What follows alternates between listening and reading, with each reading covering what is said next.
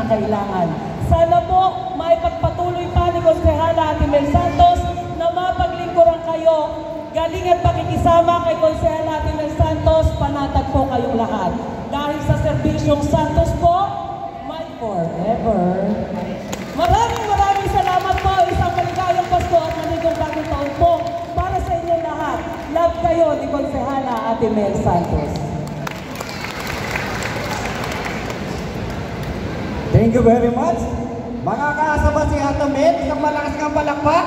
Ipagdiwang at gunitain ang kapanganakan ng ating Panginoong Jesucristo. Salamat sa Diyos. Maraming salamat po sa inyo lahat. Alam po nyo, tuwing makaharap po ako sa ating mga PWD, kayo po ay nakapagbibigay ng lakas ng loob. Nandiyan nakita natin yung mga karaingan, karamdaman, kakulangan, pero kailan may hindi natin nakikitaan kayo po ng panghihina.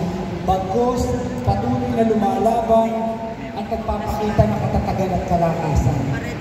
Siyempre, salamat po sa Diyos sa patuloy na pagkakaloob sa inyo ng katatagan at kalakasan.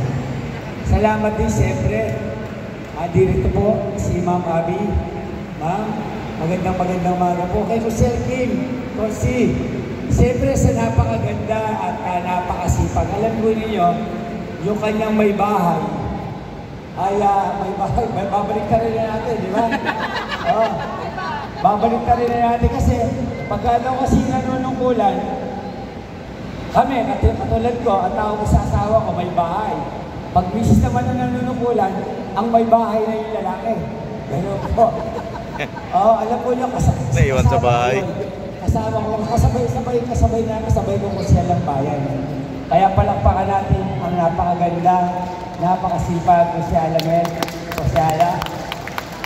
Si Ma'am Rhea, alam po yung bata ko minamalat kasi kami nakauwi siguro mga alas 3. Nadaya ka nila Ma'am Rhea kasi kagabi. Nag-stay na yata kayo doon, ano? Hindi na kayo umuwi. Kasi po, tinatawag ng doon lahat ng mga kandidato ng buong Bulangan. Nasa Manila kami. Ang kalungkot nun, alas 3 ako na uwi, alas 5 kailangan gumising. Kasi po may mga lakad, may mga inasikaso. Kaya hanggang ngayon, mula kanina hanggang ngayon, patuloy na naglalakad. Siyempre, ang ating Pangulo, ang aking kaibigan, Pangulong Briggs, Pangulo, I love you. Andyan din ang aking mga kaibigan, mga konsi, ang mga Pangulo na lagi kong nakakausap, nakakatao, pampalat. Sa inyo po lahat, isang magandang hapon po. Alam po nyo, patuloy tayong nag-iisip kung paano tayo mas magiging katuwang ng ating mga PWD dito sa ating lalawigan. Siyempre, ang ating pipaw ay ang daming iniisip, ang daming mga panukala. Actually, Pangulo, okay naman, hinihintay na lang naman natin yung ating... Oo, basta alam nyo na yun.